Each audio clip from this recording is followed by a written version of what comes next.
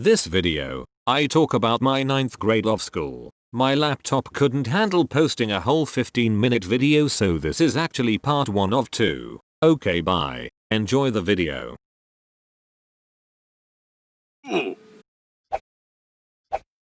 This is different. I am truly a grandmaster of procrastination. Why, you may ask?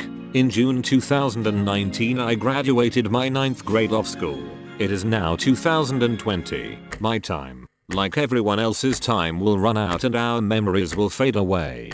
This is a factor that makes us equal. My time to share these memories is running out. It's already been more than a year late anyway, so I will make haste and tell the tale of my final year at this school. But here's some basic info so we're on the same track. So far as I know, the standard 12 years of school in Canada are split into 2 parts. The first 6 years are known as elementary school. Years 7 to 9 is junior high, and years 10-12 is high school, depending on the school you attend. Usually between these 2 years is a big step up. It's usually where students migrate schools. The first day of school was pretty messy. I guess they were trying to spice things up by changing a few things. A lot of things actually. Referring to my grade 8 video, the school would put up class lists on the walls so people could read them. They didn't do that this year. From what I remember, I saw 2 out of 4 teachers manually calling out students' names. It created utter chaos. Eventually my friends found their teachers and I was stuck with a few other lost kids. They were all familiar faces which calmed my nerves, but I didn't really talk to them at the time, so the anxiety still lingered. We were in class D, in which were apparently already inside the building. So, we the lost kids were escorted by our gym teacher to our homeroom. Our homeroom wasn't even a classroom, it was the band room. I wasn't even in band. Majority of the class was already there, so when we abruptly entered, many eyes looked our way. Again, they were all familiar faces, but I didn't really talk to anyone comfortably at the time. It's been 2 or 3 years since the last time I've been put in a class where I've been forced to make new friends because of the situation. And back then I still had some confidence in me. I'm gonna be honest, I don't recall many memories from the class as a whole, which is kind of disappointing.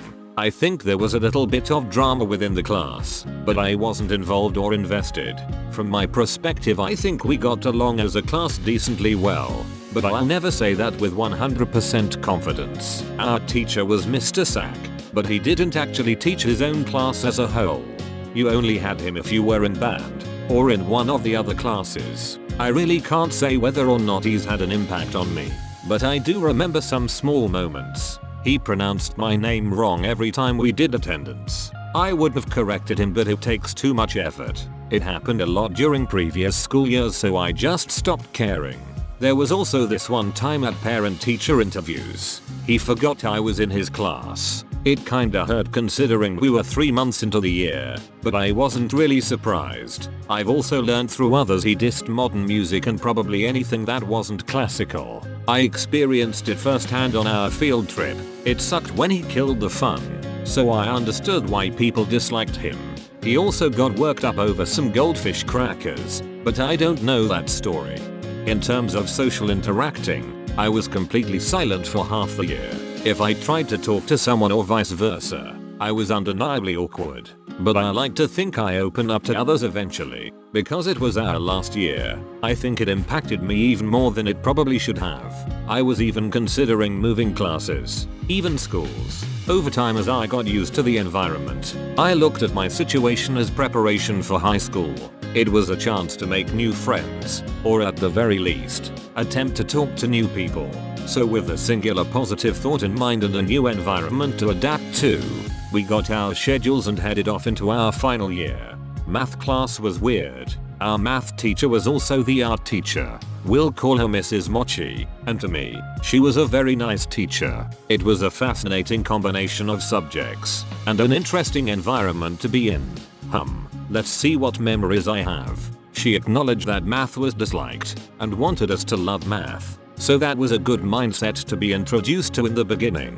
Especially because math isn't my favorite subject either. There was this one time we were answering textbook questions and I was stuck on one. Rather than asking the teacher for help, which I probably should have done, I took it as an opportunity to talk to new people, so I asked the person next to me, "What did you get for this question?" They responded, but I didn't think they heard me, so I asked a few more times. The thing is, I was listening to music when I was asking, so I don't know what their response was, whether it was, "I'm not on that question. I'm still doing it." or a simple, "I don't know." I felt really bad because I asked multiple times, and when I realized I was the one that heard incorrectly, I felt like I was pressuring them to answer. Dang. It's cringy to look back at that memory, but I'm glad it's over with. And to that person who probably doesn't remember this event took place, I'm sorry. There's only one word to sum up this class: storyum.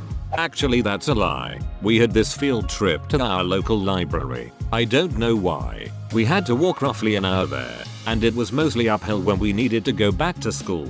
We learned about the organization system and picked out books to read. We got candy when we were leaving, so it was enough to convince me this field trip was worthwhile. We were also traumatized by the graphic description of someone eating a mouse.